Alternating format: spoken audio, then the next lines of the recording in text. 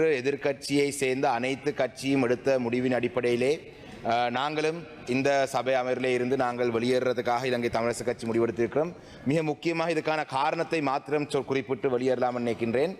வடக்கு கிழக்கு பூராவும் சரி நாடு முழுவதும் இந்த அனர்த்தத்தின் ஊடாக லட்சக்கணக்கான மக்கள் தற்பொழுது பாதிக்கப்பட்டிருக்கிறார்கள். இன்று வரைக்கும் உண்மையிலே கொல்லப்பட்ட மக்களுடைய எண்ணிக்கை எத்தனை என்றது அரசாங்கத்துடைய அறிவித்தல் நேற்று மாலையிலே 6 மணிக்கு பிறகு தரவில்லை.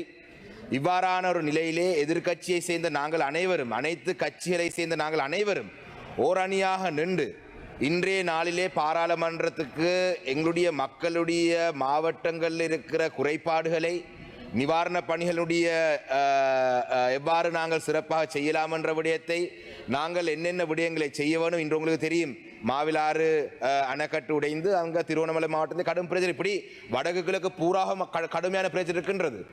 அவ்வாறான ஒரு சூழலிலே நாங்கள் இன்று கேட்டது, எங்களுடைய பாராளுமன்ற உறுப்பினர்கள் மிகவும் சிரமத்துக்கு மத்தியிலே கொழும்புக்கு வருகை தந்திருக்கிறார்கள். இந்த மக்களுடைய பிரச்சனைகளுக்கு தீர்வுகளை காண வேண்டும் என்று.